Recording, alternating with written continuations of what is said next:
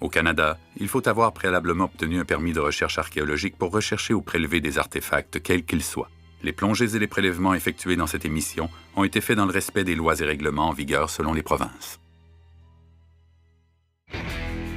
C'est dans le lac Shuswap, en Colombie-Britannique, que se serait noyé le capitaine John Smith, un pionnier de la navigation et une légende de la région. Parce que là, il y a plusieurs versions là, sur l'année de son décès. Là.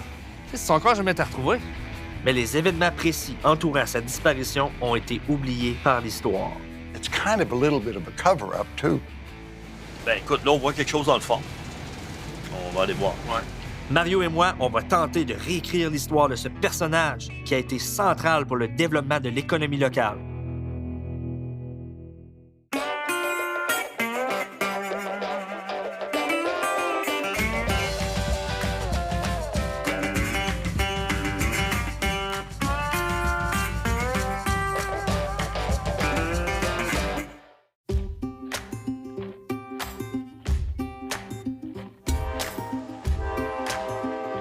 Bon, moi, Sam, une autre aventure. Bon, on a un beau tapis blanc matin, Mario.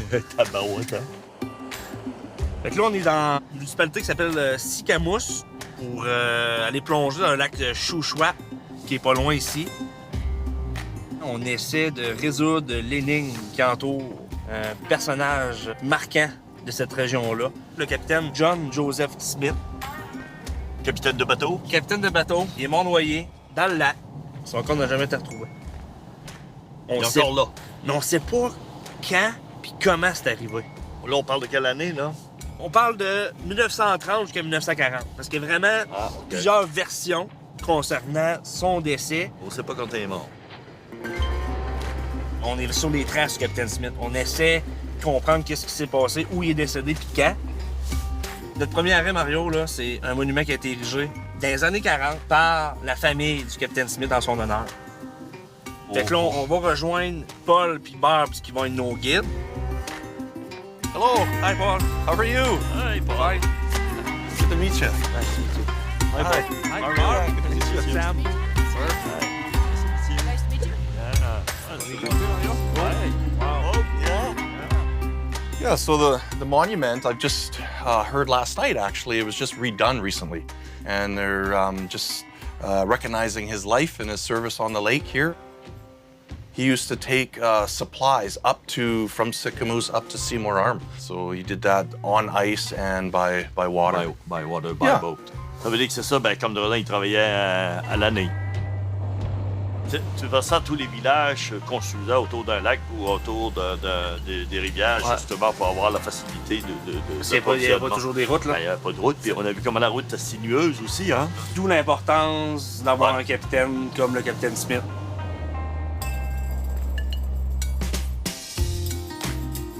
Now, fast forward to today, there is still a lot of cabins and properties that are boat access only. Ça va? Dans un premier temps, on se rend au monument dédié à John Joseph Smith. Né en Ontario, il aménage à Sicamous au début du 20e siècle. En 1929, il s'associe à l'homme d'affaires Frank Clayton Whitehead pour construire le Whitesmith, un navire à vapeur. Les deux hommes veulent prendre en charge le transport de matériaux et du courrier de toutes les communautés installées autour du lac. Les livraisons se font par bateau en été et avec des attelages de chevaux et de chiens en hiver. À partir des années 20, ils utilisent plutôt des voitures.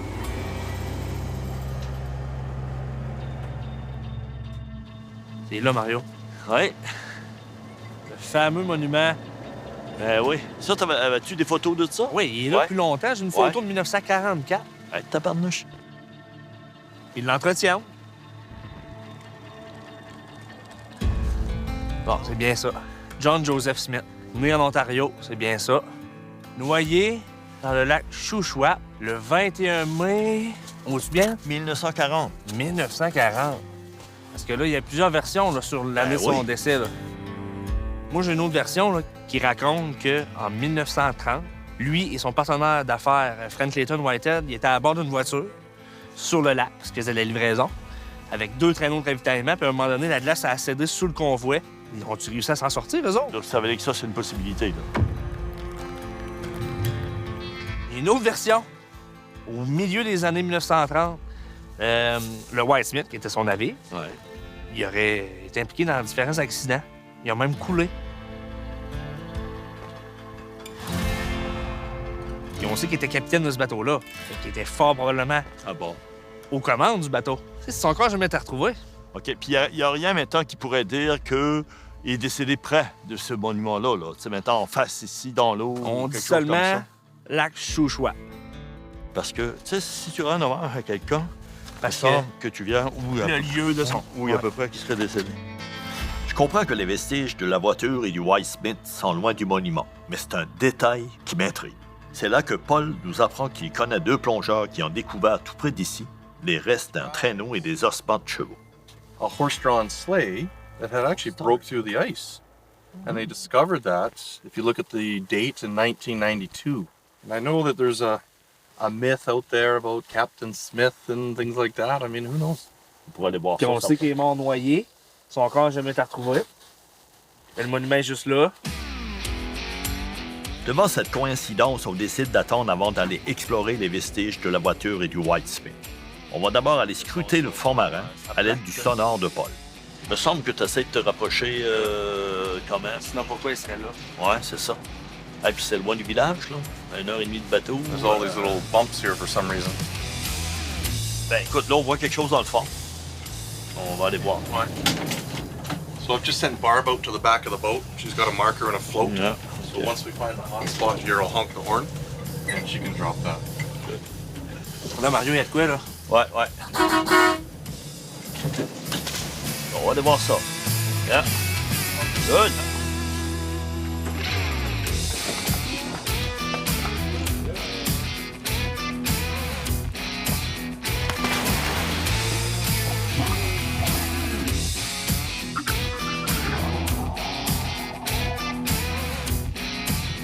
En plongeant ici, la première chose qu'on remarque, c'est que l'eau est froide. Mais la visibilité est superbe. Le sol est dur et argileux, mais sillonné de marques comme s'il avait été gratté. La visibilité est incroyable. On trouve plein de balles de golf, de vieilles bouteilles, mais rapidement on se rend bien compte qu'il n'y a pas de traîneau ou d'ossements de chevaux par ici. L'eau est tellement claire que s'il y avait quelque chose, on le verrait.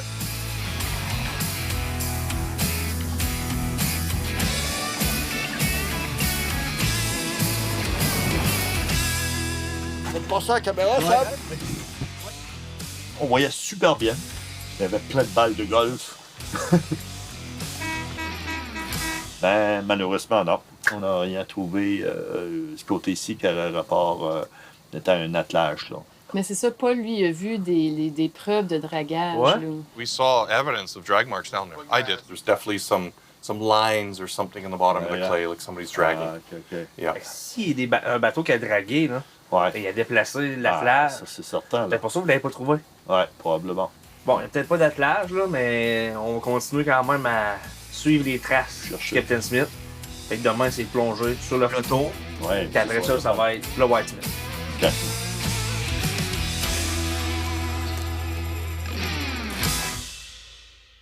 Au retour, à Secret des profondeurs.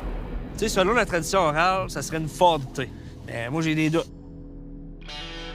Ah, c'est pas la même, ça, c'est certain. OK? C'est le Captain Smith, mais pas dans la même voiture.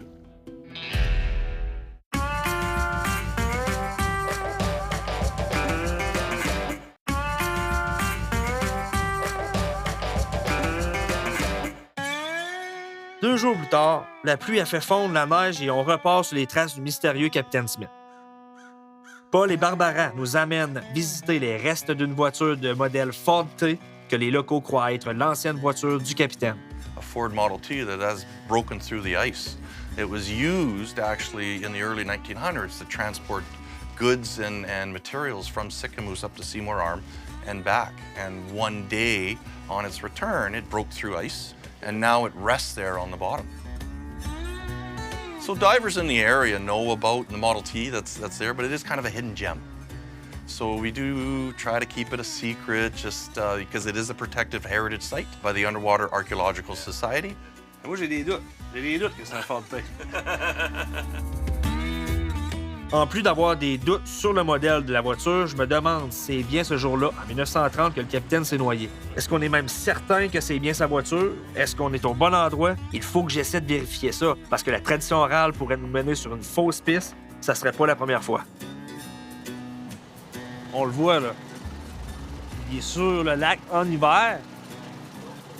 Et là, je compare avec le paysage actuel.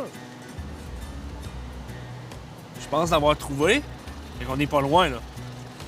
Ça veut dire qu'il traversait peut-être au même endroit tout le temps, si l'épave est ici.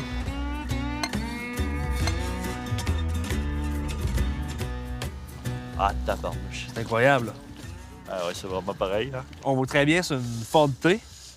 Mais moi, je sais pas, elle est où. Paul, elle est où exactement l'épave? Just behind the boat here. OK. Yeah, in about 50 feet of water. OK. Hey, arrête. Ça va, On est à côté, là. La photo a été prise à peu près ici. Ben oui. L'épave est là. Fait que ça, c'était le chemin privilégié par le capitaine Smith. Et- Tu sais, selon la tradition orale, ça serait une Ford T. Ici, là, c'est ce que les gens Ouais. disent. OK. C'est logique, parce que Ben oui. Ben oui. il est dans une Ford T. Ouais. Mais moi, j'ai des doutes. Regarde bien la différence entre les deux voitures. Ah, c'est pas la même, ça, c'est certain. OK? C'est le capitaine Smith, mais pas dans la même voiture. Tu sais, ce que tu vas filmer comme élément au fond de l'eau, ça va peut-être confirmer ma théorie que c'est pas le Ford T. Ouais, qui est pas correct. Ouais, ouais. Puis après ça, moi, c'est sûr que je vais falloir que je contacte des spécialistes.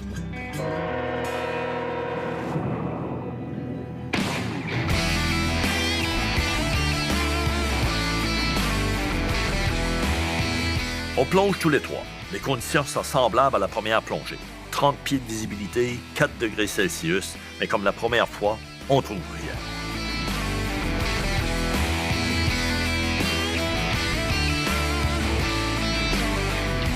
C'est un peu décourageant, mais Paul me fait des signes sous l'eau avant de partir dans une autre direction. Je le suis. Il a l'air de savoir où il s'en va.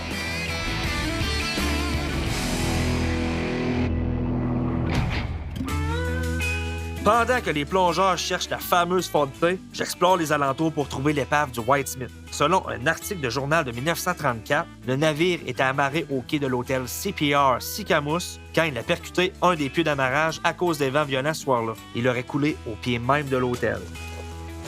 Le bâtiment a été démoli depuis, mais je suis sûr qu'en fouillant, je peux découvrir quelques vestiges. Ça me permettrait de trouver l'endroit où se trouve probablement l'épave. Ça me fait penser à des pilotis. Je vais regarder la photo, mais ça pourrait peut-être avoir un lien direct avec l'hôtel.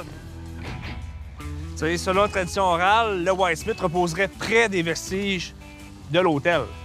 Fait que là, je pense qu'on est là, là. On voit encore ici des pieux. Il y en a un autre là, ici. Je suppose que c'est des grosses pièces, c'est solide. On a la montagne qui est juste là. Là, aujourd'hui, il y a plus d'arbres, mais on est quand même capable de distinguer la pointe. L'hôtel, on est quand même pas loin, là. On est pas loin de l'hôtel, là. Le White Smith, quand il a coulé pour la dernière fois, il était amarré à un pieu près de l'hôtel. On se trompe pas, on est à la bonne place. On arrive à 50-55 pieds, puis on commence à voir la voiture dans le fond de l'eau. Écoute, c'est quand même assez fascinant de voir une voiture comme ça. Juste de savoir qu'à un moment donné, il y a un peu plus de 80 ans, il y avait quelqu'un qui roulait avec cette voiture-là sur la glace, puis qui a défoncé, puis voir qu'elle se retrouve dans le fond, puis qu'aujourd'hui, je la vois devant moi. C'est une chance unique, puis qu'on n'est pas beaucoup aussi à avoir cette chance-là. On ne sait pas si c'est une Ford T ou un autre modèle. Sam m'avait bien dit de faire attention si jamais on ne trouverait pas des ossements. Ce mystérieux capitaine Smith-là, il est à quelque part dans ce lac ici. On n'a jamais retrouvé son corps, donc il y a comme pas de fin. Il y a 3 petits points à la fin. Fait que nous, on pourrait peut-être mettre un point final, là.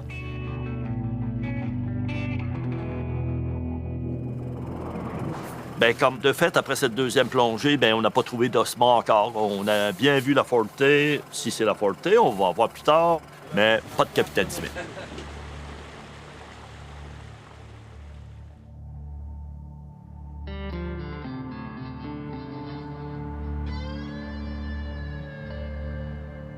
Le positionnement des lumières, Ouais, ça, c'est c'est pas la même chose qu'une Forte. Tu as le forcé? Non, mais ce qu'on va faire, on va envoyer les images, Ouais, un spécialiste. contact. Puis lui, probablement, qu'il va être capable de nous dire c'était quoi exactement. Mais moi, j'ai des articles de presse qui confirment que le capitaine Smith, il est pas mort en 1930 lors de l'accident. De cet accident-là. Non. OK. J'ai un article ici de 1932, on est 2 ans plus tard. Ouais. Regarde bien ce qu'ils ont dit ici. De White Smith, with Capitaine Smith. Ah, OK. Tu sais, il est aux commandes de son bateau, le White Smith. OK. Fait qu'il peut pas être décédé Donc- en 1930. Mais il est mort noyé, on n'a jamais retrouvé son corps. On a des archives, j'ai quelques contacts ici. On a quelqu'un qui va tenter d'identifier l'auto. Tu vas aller au fond de l'eau visiter le White Smith. Le bateau, ouais. Il y a peut-être des traces de l'accident qui sont là. Ouais. Peut-être les restes de M. Smith. Au retour à Secret des profondeurs. Yes. Right here. It's kind of a little bit of a cover-up, too.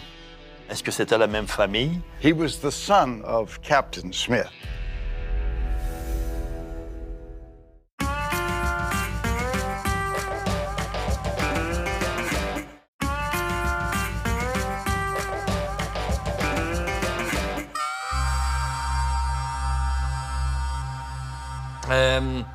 Fait que toi, quand t'as vu les images à Mario, tu t'es dit, OK, ben c'est pas une Forte, là. Je pense qu'il y avait le positionnement des lumières qui te parlait beaucoup, la longueur du capot. Le premier coup d'œil était frappant. C'est pas un Model T. C'est une plus grosse auto qu'un Model T.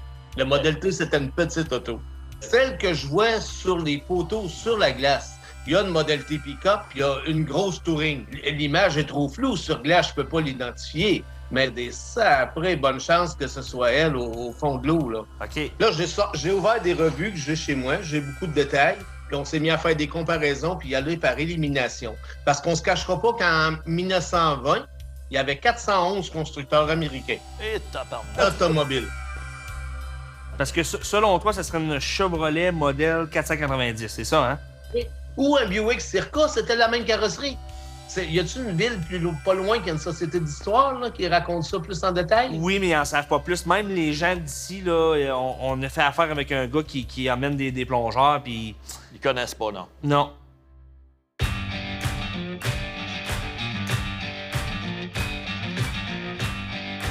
La voiture est donc pas la Forte du capitaine, mais probablement une Chevrolet.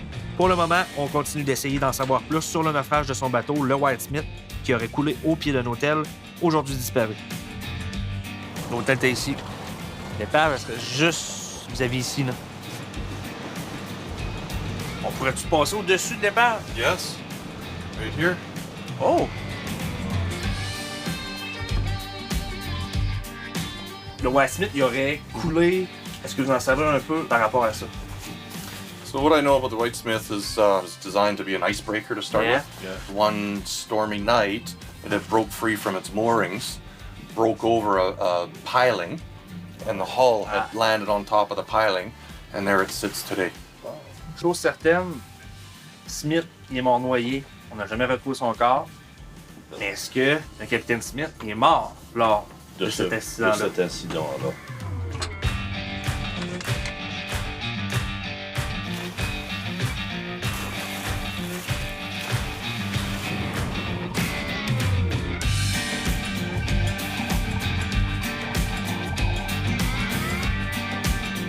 Devant moi, à peu près on est à 35 pieds de profondeur, un épave. C'est wow! Comment c'est intéressant de voir cette épave-là bien déposée sur le fond. Quand je m'approche, je m'en aperçois qu'il y a beaucoup quand même de métal sur la coque parce que c'était un brise-glace. Mais je pensais pas qu'il y en avait autant.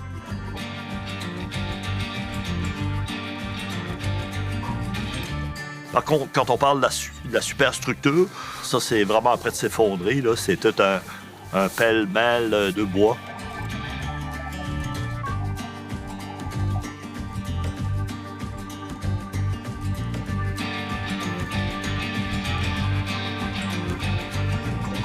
Ah, là, on voit un pieu qui monte du fond de l'eau, qui est vraiment collé sur le bateau. C'est peut-être ce pieu-là qui a défoncé ce bateau-là, parce que ça fait partie de l'histoire, ça aussi.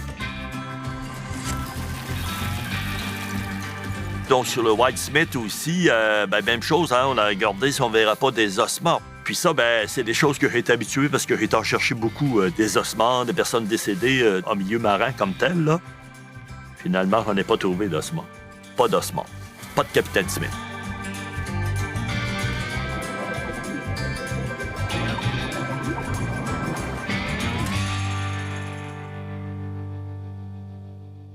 C'était une super plongée. C'est clair. On voit super bien le bateau. Des traces peut-être de l'accident?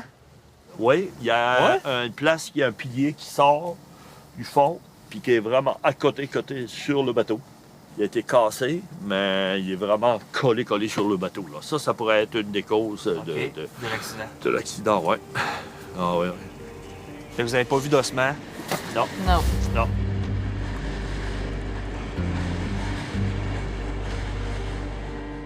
Maintenant que Mario et moi, on a pas mal fait le tour des lieux et des hypothèses, on s'en va discuter avec Gordon Mackey, un historien amateur du coin qui était enfant à l'époque de la disparition du Capitaine Smith.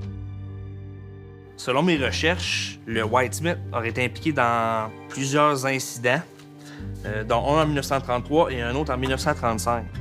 1933 and 35. Là, il a été endommagé, ce que je comprends ici. Oh, okay. This happened all the time. We'd have hard winds once in a while, and it would damage boats, but it had nothing to do with the sinking of the boat. These are two separate incidents. This was a minor incident. This was the major incident. OK.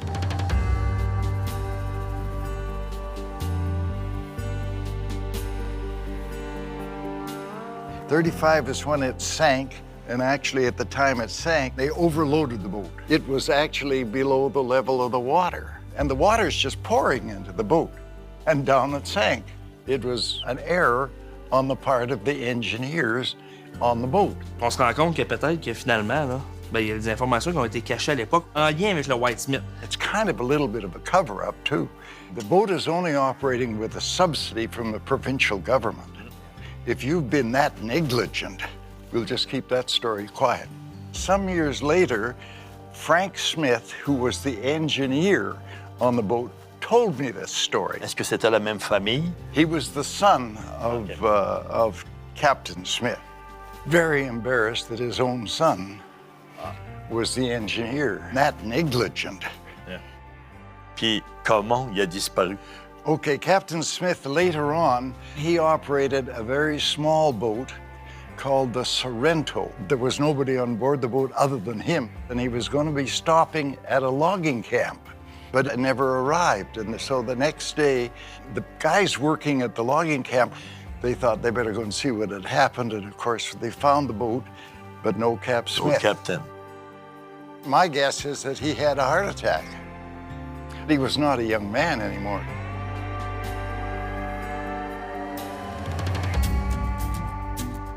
On sait quand le Capitaine Smith est décédé, mais comment, ça reste un mystère.